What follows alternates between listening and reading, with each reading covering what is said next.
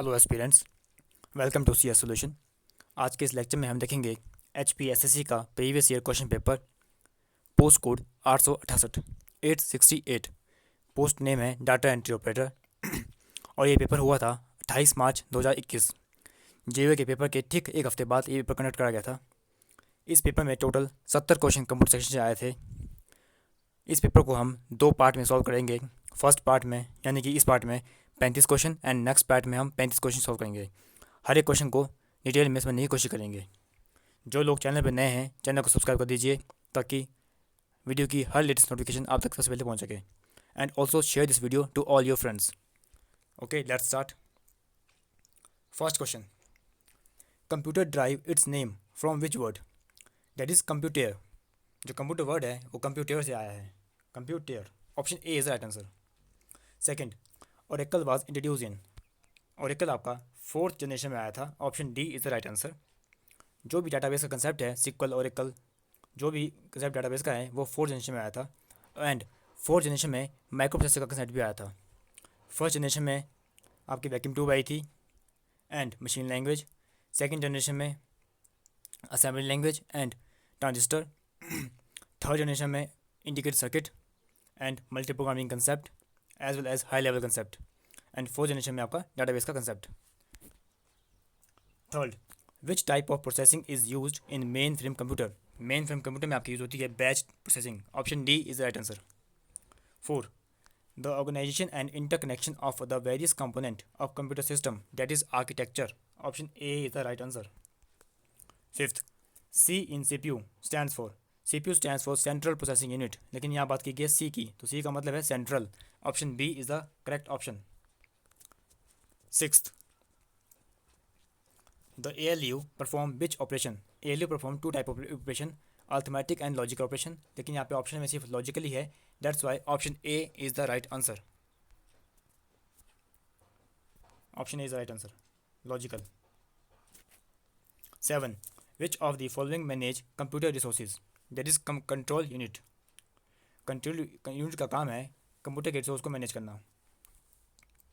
And control unit का काम है to provide direction to all the operation perform in CPU। CPU के अंदर जितने भी ऑपरेशन परफॉर्म होंगे उन सभी को डायरेक्शन प्रोवाइड करना कंट्रोल यूनिट का काम है। ये दो टाइप की सिग्नल जनरेट करती है, control signal and timing signal. ALU बस और इनपुट आउटपुट यूनिट को समझ जरूरत नहीं है, फिर भी थोड़ा सा समझा देते हैं। ALU आपका अर्थमेटिक लॉजिक यूनिट है, दैट इज CPU का। ए आपका CPU का पार्ट है। इसमें आपके arithmetic and logical option perform होते हैं। अर्थमेटिक में plus, minus, addition, subtraction, modulus, division. And logical में आपके कंपैरिजन, ऑन, एंड और नॉट ऑपरेशन परफॉर्म होते हैं। एंड बस का यूज़ है जितने भी कंपोनेंट सिस्टम में लगे हुए हैं उनमें डाटा ट्रांसफ़र करना। डाटा ट्रांसफ़र के लिए बस का यूज़ किया जाता है। And input and output unit जो डी में दिया गया है, इनपुट यूनिट का काम है सिस्टम पे इनपुट देना, और जो इनपुट डिवाइस होती है उसका काम है जो ह्यूमन ने या यूज़र ने इनपुट दिया है उसको कंप्यूटर लैंग्वेज में कन्वर्ट करना, कंप्यूटर रीडेबल फॉर्म में कन्वर्ट करना। क्योंकि कंप्यूटर को समझाता है 0 and 1 language, machine language 0 and 1 के फॉर्म में कंप्यूटर समझाता है, इसलिए इनपुट डिवाइस उसको उसमें कन्वर्ट करती है। एंड सेम उसका उल्टा जो आउटपुट डिवाइस है वो कंप्यूटर के रिजल्ट को यूज़र के रीडेबल फॉर्म में कन्वर्ट करती है। और इसके बीच का जो पार्ट है दैट इज प्रोसेसिंग। इनपुट से जब डाटा प्रोसेस होगा तब वो आउटपुट में होगा, और आउटपुट हमारे डिस्प्ले होगा मॉनिटर पे, या फिर हम उसका प्रिंट आउट ले सकते हैं हार्ड कॉपी में। That is input output unit. इस क्वेश्चन का आंसर है control unit, option C. 8, groups और group of instruction that direct a computer is called program. Program is a set of instruction and data. 9, a 32-bit microprocessor has the word length equal to, that is 4 byte. एक bite में आपके 8 bit होते हैं and 8 चौके 32, इसलिए 4 byte is right answer. 32 bit का मतलब है 4 बाइट। एक बाइट में 8 बिट, 8 8 8 8 8 चौके 32। Option B is the right answer. 10th, when a key is pressed, a keyboard interact with sensor as well as keyboard controller. Option D is the right answer. Both B and C. 11, the mouse generally has two buttons. First is left button, second is right button. Option A is the right answer. 2 button. जो left button है उसका काम है okay करना, किसी भी programme को okay करना, और डबल क्लिक करके कोई भी हम फाइल प्रोग्राम खोलते हैं, that is working of left button. And जो आपका राइट बटन होता है उसका काम है to provide additional information of the selected item. जो भी आपने आइटम सेलेक्ट की है या फिर फाइल फोल्डर फाइल जो कुछ भी सेलेक्ट किया है उसके ऊपर आज आप जब आप राइट क्लिक करेंगे तब उसके बारे में आपके पास एडिशनल इन्फॉर्मेशन खुलेगी, जैसे कि उसमें आ जाएगा open, new, edit and delete etcetera. अगला क्वेश्चन था 12, what type of device is computer monitor. Computer monitor आपका आउटपुट डिवाइस है, option D is the right answer. 13, which is not an impact printer. इनमें से कौन सा प्रिंटर इम्पैक्ट प्रिंटर नहीं है, that is laser printer. Laser printer आपका non impact printer है, इसलिए ए आंसर होगा। डॉटमेटिक्स डेजीवेल ये आपका नॉन इम्पैक्ट, ये आपका इम्पैक्ट प्रिंटर है, एंड लेज़र प्रिंटर आपका नॉन इम्पैक्ट प्रिंटर है। Impact and non impact printer में ये डिफरेंस है, जो आपके इम्पैक्ट प्रिंटर होते हैं उसमें प्रिंटर हेड एंड पेपर के बीच में कनेक्शन होता है, उसमें प्रिंट हेड और पेपर को स्ट्राइक करता है और उसमें हैमर का यूज़ होता है और वो बहुत ही नॉइस प्रोड्यूस करते हैं। लेकिन जो आपके इम्पैक्ट प्रिंटर, जो आपके नॉन इम्पैक्ट प्रिंटर होते हैं उसमें आपकी नॉइस प्रोड्यूस नहीं होती और प्रिंट हेड का पेपर से कोई कनेक्शन नहीं होता, कोई भी स्ट्राइक नहीं होती और वो नॉइस फ्री होते हैं। लेज़र प्रिंटर आपका नॉन इम्पैक्ट प्रिंटर है, थर्मल प्रिंटर भी आपका नॉन इम्पैक्ट है, plotter and inkjet printer and bubble jet printer ये सभी आपके नॉन इम्पैक्ट प्रिंटर है। 14, primary memory store. Primary memory store data program result all of these, option D is the right answer.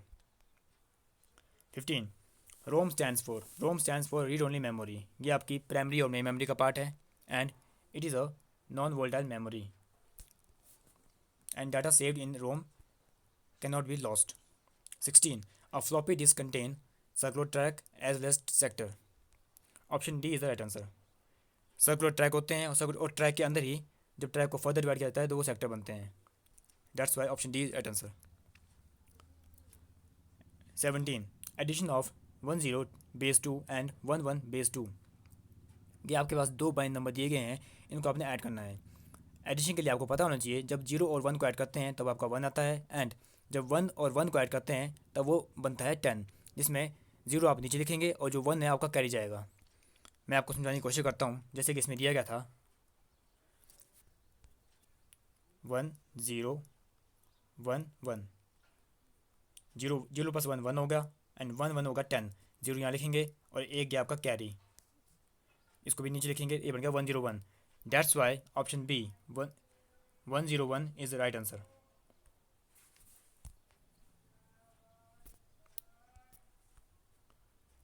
Eight पूछा गया था which is not a computer language. Mediator language ये आपकी computer की language नहीं होती। आपके पास दो टाइप की लैंग्वेज होती है, एक होती है हाई लेवल, एक लो लेवल। हाई लेवल में आपके आ जाती है C++, जावा, फोर्ट्रॉन, पास्कल एक्सेट्रा, और लो लेवल में आती है machine language and assembly language.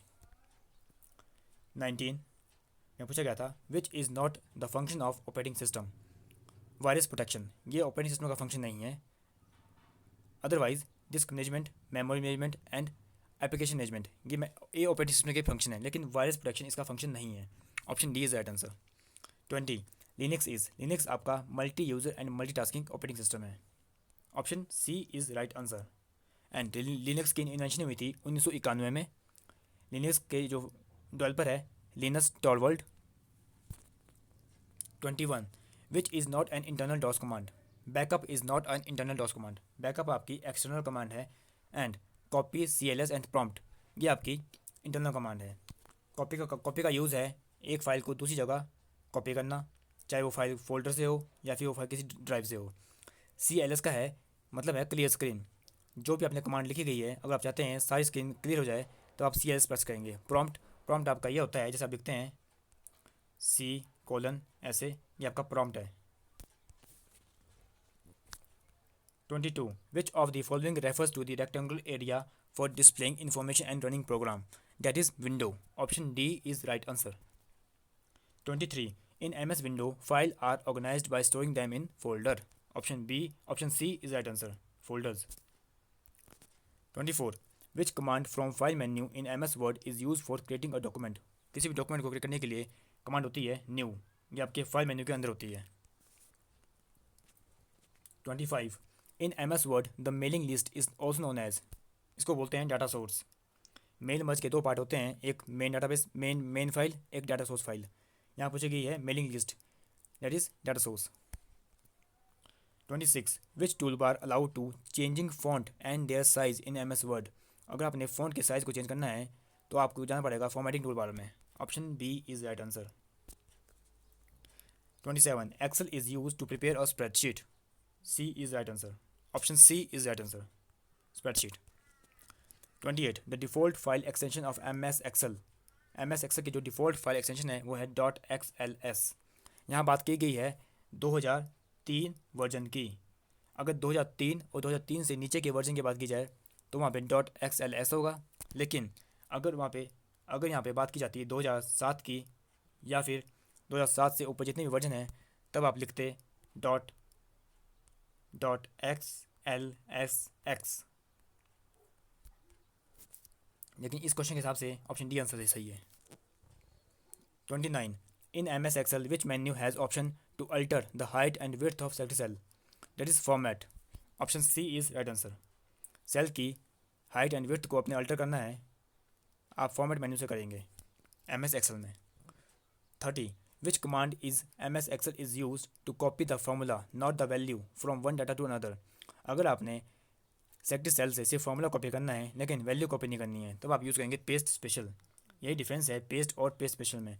Paste से आपका फॉर्मूला एज पेस्ट में आपका डाटा भी कॉपी होता है, लेकिन पेस्ट स्पेशल में आपका सिर्फ फॉर्मूला ही कॉपी होगा। और यहाँ पे सिर्फ बात फॉर्मूले की गई है। देखिए यहाँ लिखा गया है copy the formula not the value, that is paste special.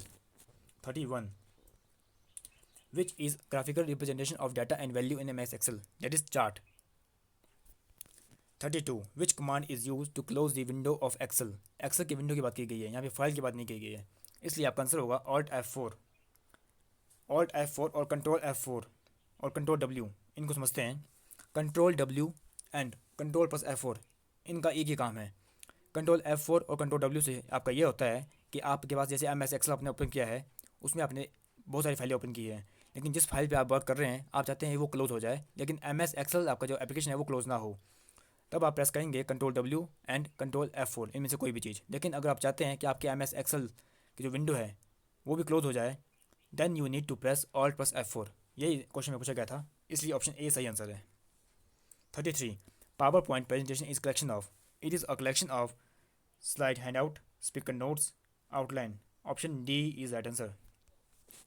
34 in PowerPoint formatting tool bar is located just below the standard tool bar. Option A is right answer. 35 in PowerPoint pentagon motion is predefined, ये कहाँ defined होता है animation scheme में। Option C is right answer. आज के इस lecture में हम सिर्फ 35 क्वेश्चन ही डिस्कस करेंगे। नेक्स्ट पार्ट में नेक्स्ट 35 क्वेश्चन डिस्कस किए जाएंगे। अगर आपको किसी भी क्वेश्चन में डाउट है तो आप अपना डाउट टेलीग्राम चैनल पे भेज सकते हैं। टेलीग्राम चैनल का लिंक वीडियो की डिस्क्रिप्शन में आपको मिल जाएगा। और चैनल को सब्सक्राइब कर दीजिए ताकि वीडियो की लेटेस्ट नोटिफिकेशन आप तक पहुँच सके। ऐसे ही एग्ज़ाम ओरिएंटेड कंटेंट और हर एक पेपर को डिटेल में समझने के लिए जुड़े रहें CS सोल्यूशन के साथ। एंड अगर आप चाहते हैं कि हर एक पेपर को इसी तरीके से सॉल्व किया जाए तो प्लीज़ चैनल को सब्सक्राइब कर दीजिए, आपका सपोर्ट बहुत ज़रूरी है। मिलते हैं नेक्स्ट वीडियो में अगले पार्ट में और नेक्स्ट 35 क्वेश्चन के साथ। Thank you, have a nice day.